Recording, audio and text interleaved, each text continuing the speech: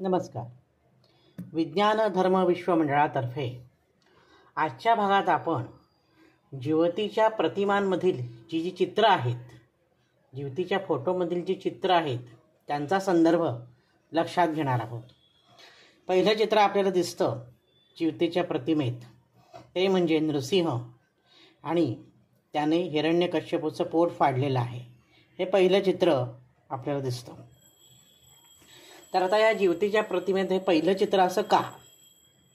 पहिली गोष्ट म्हणजे ज्योतीची पूजा ही आपण आपल्या बाळाच्या रक्षणासाठी, बाळाच्या संगोपनासाठी करतो. तर पहिलं नृसिंहाचं चित्र आपल्याला असं दर्शवतं की नृसिंह हा बाळासाठी प्रगट झालेला आहे. प्रल्हाद हा बाळ होता.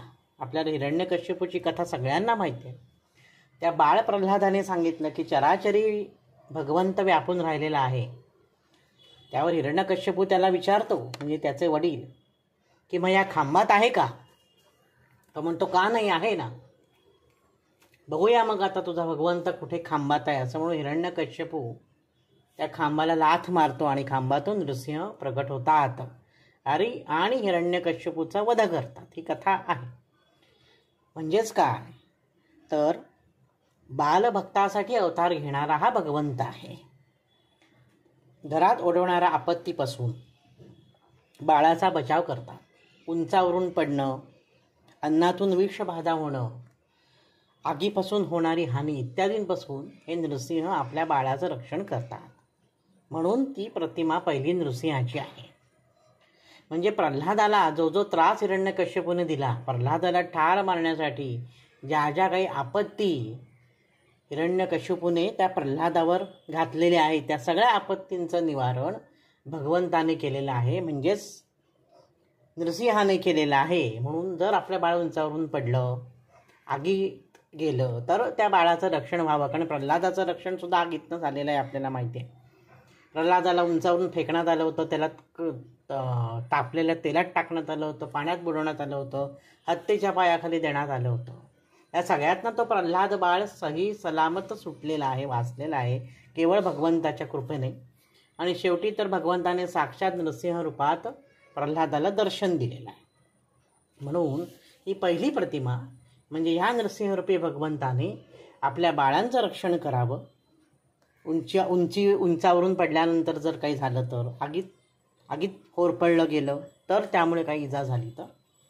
म्हणून हा पहिला फोटो जो आपल्याला दिसतो, पहिलं चित्र, ते नृसिंहाचं. दुसरं येतं कालिया मर्दन करणारा गोपाळकृष्ण.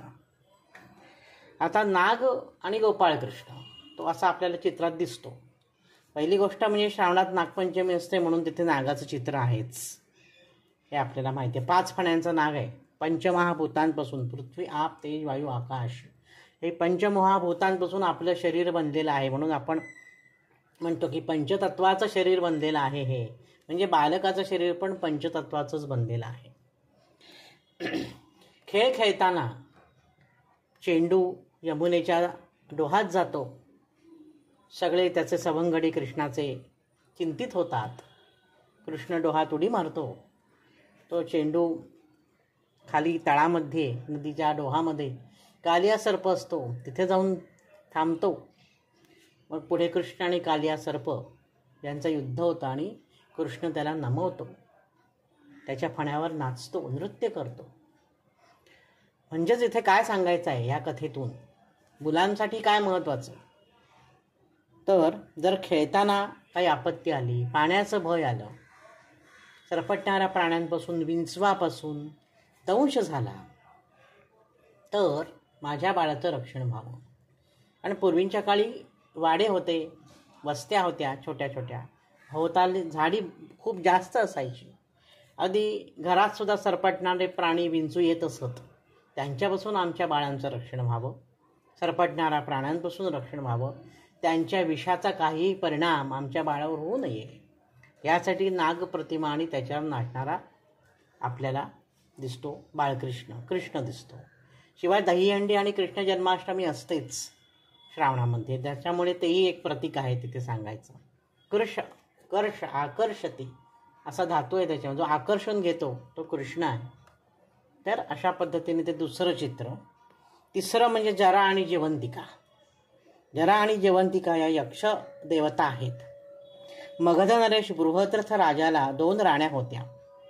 दोन्ही राण्यांवर त्याचं सारखंच प्रेम असतं, परंतु राजाला पुत्रप्राप्ती नसल्यामुळे राजा चिंतित असतो. त्या सुमारास एका उपवनात चंडकौशिक ऋषी आल्याचं राजाला समजतं. राजा त्यांचं दर्शन घेऊन त्यांना सांगतो की मला पुत्रप्राप्ती होऊ दे. म्हणून ऋषी त्याला आंबा देतात आणि राण्यांना खायला देऊन सांगतात. दोन्ही राण्यांवर प्रेम नसल्यामुळे तो राजा 2 आंब्याचे 2 समान भाग करून त्यांना खायला देतो. त्यामुळे पुत्र होतो राण्यांना, पण तो अर्धा अर्धा होतो आणि 2 अर्धे अर्धे भाग आंब्याचे दिलेले असतात म्हणून. अशा विचित्र अर्धवट अर्भकाला राजा जंगलात नेऊन टाकतो. त्यावेळी तेथून जरा नामाची यक्षिणी जात असते. ती दोन्ही अर्भक तुकड्यांना हातात घेते आणि अवयव सांधण्याच्या कलेनं दोघांनाही सांधते आणि बृहद्रथ राजाला आणून देते. त्या जरा नावाच्या यक्षिणीने त्याला सांधलेलं असतं त्या बालकाला, म्हणून त्याचं नाव जरासंध असं असतं. आणि जरा देवतेचा त्यानंतर वार्षिक महोत्सव सुरू होतो.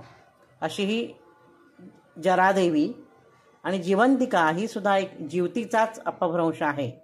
ती सुद्धा बालकाला दीर्घायू प्रदान करणारी अशी देवता.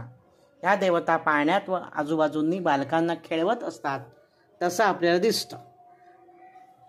म्हणून मातीच्या स्वरूपात असलेल्या जरा आणि जिवंतिका या दोन्ही देवता अतिशय महत्त्वाच्या. पुढे येतात बुध आणि बृहस्पती.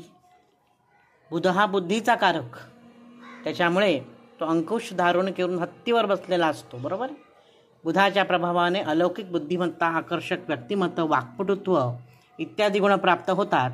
बृहस्पतीच्या प्रभावाने शैक्षणिक प्रगती, उन्नती, आध्यात्मिक उन्नती, विवेकबुद्धी जागृत होते. बुधाचं वाहन हत्ती. हत्ती हे उन्मत्ततेचं प्रतीक आहे आणि त्याच्यावर अंकुश ठेवायचा.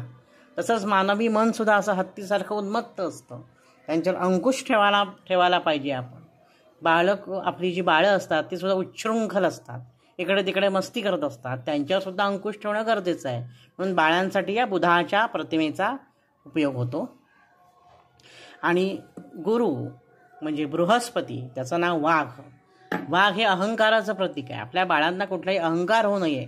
अहंकाराला सुद्धा आपल्या बाळांनी ताब्यात ठेवलं पाहिजे आणि त्यांच्यावर गुरुकृपा व्हावी अशी इच्छा असते प्रत्येक आईची.